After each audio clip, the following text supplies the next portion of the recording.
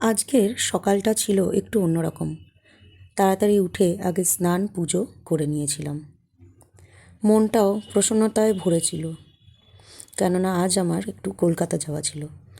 না, প্রত্যেকবার তো ডাক্তার দেখাতে যাই বা মা বাবার সঙ্গে দেখা করতে যাই, কিন্তু আজকের কারণটা একটু অন্য ছিল। আপনাদের জানাই যে সেন্ট্রাল সংস্কৃত ইউনিভার্সিটি থেকে আমি যে ডাবল এমএটা করেছিলাম সেটার সার্টিফিকেট এসেছে, এবং কলেজ থেকে আমাকে জানানো হয়েছে যে আমি আমাদের কলকাতা পাঠভবন বা কলেজে 4th পজিশন পেয়েছি। আর সেই 4th পজিশনের সঙ্গে সঙ্গে বৃত্তি অর্থাৎ স্কলারশিপও পেয়েছি। মনটা সত্যি খুব খুশি হয়ে গেছিল। অ্যাকচুয়ালি মনে মনে ভাবছিলাম, আর চোখের কোণায় একটু একটু জলও আসছিল, সেই ছোটোবেলায় নিজের বাড়ির লোকেদের দেওয়ার কিছু টিকা টিপ্পণীর কথা। কেন বলুন তো? কেননা আমি ছিলাম আমাদের বাড়ির একমাত্র আর্টসের স্টুডেন্ট, বাকি সকলেই সায়েন্সের স্টুডেন্ট। আর্টস, তাও আবার ইংলিশ হলে একটা আলাদা কথা, কি না সংস্কৃত, এটা আবার কোনো বিষয়? আসলে সব সাবজেক্টেরই একটা আলাদা মাধুর্য আছে, এবং সব সাবজেক্ট নিয়ে পড়তে গেলে ততটাই খাটাখাটনি করতে হয়। সংস্কৃতটা এরকম নয় যে আমি কিছু পাইনি বলে নিয়েছি, ভালোবেসেই নিয়েছিলাম। যাই হোক, রাস্তায় যেতে যেতে ছোটোবেলার কিছু কথা, মানুষের কিছু টিকা টিপ্পণী, এই সমস্ত মনে পড়ছিল। এরপরে আমরা রাস্তায় কিছু খাওয়া দাওয়া করে নিয়েছিলাম, আর তারপরে পাঠভবনে পৌঁছে গেছিলাম। পাঠভবনে পৌঁছে যাওয়ার পর স্যার ম্যাডামদের সঙ্গে দেখা হলো, এবং স্যার ম্যাডামরা তো আমাকে ভীষণই ভালোবাসতেন। আসলে কি বলুন তো, পড়াশোনায় খুব একটা খারাপ তো কখনোই ছিলাম না, আর এটা ভাবা খুবই ভুল যে আর্টসের স্টুডেন্টরা পড়াশোনায় খারাপ তাই তারা আর্টস নেয়। যাই হোক, শিক্ষকদের কাছে আদর সম্মান প্রচুর পেয়েছি, ভালোবাসাও পেয়েছি। এরপর আমি পৌঁছে গেলাম আমার সেই স্বপ্নের কাছে, যেটা আমাকে হাতছানি দিচ্ছিল। স্যার ম্যাডামদের থেকে আশীর্বাদ নিয়ে একটা ওরা ফর্ম দিল ফিল আপ করবার জন্য।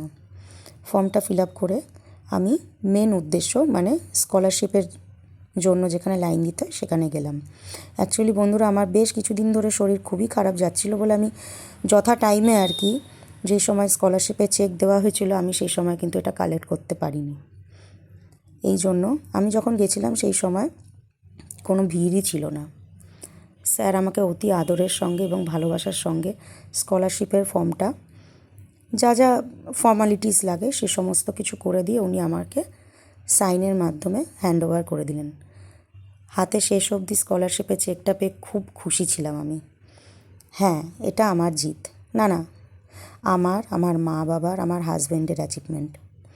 আজ ওনাদের জন্যই আমি এখানে, কেননা আমার সেকেন্ড এমএটা করবার পিছনে আমার হাজব্যান্ডের একটা হাত আছে প্রচুর বড়। যাই হোক, তারপরে এরা তো সব ট্রিট ফিট চাইলো, কিন্তু তার আগে তো স্যার ম্যাডামদের থেকে আশীর্বাদটা নিতে হবে।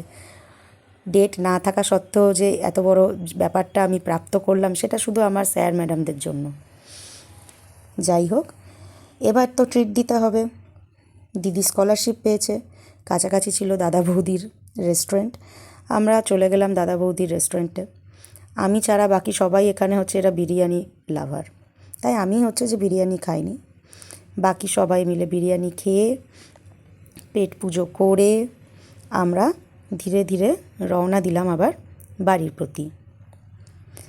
যাই হোক, বাড়ি ফিরতে ফিরতে ভাবছিলাম যে না, হয়তো জীবনে এখনও দাঁড়াতে পারিনি সেরমভাবে। একটা প্রাইভেট স্কুলে কাজ করি, প্রচুর খাটনি হয়, স্ট্রেস যায়, কেননা সরকারি চাকরি তো পাইনি। এই প্রজন্মে হয়তো অনেক শিক্ষিত ছেলেমেয়েরাই পায়নি, কিন্তু এই যে ছোটোখাটো স্কলারশিপ বা এই যে সার্টিফিকেট পাওয়া, এগুলো এক একটা বড় বড় অ্যাচিভমেন্ট, অন্তত আমাদের মতন লোকেদের কাছে। যাই হোক, ব্লগটা ভালো লাগলে সাবস্ক্রাইব করবেন।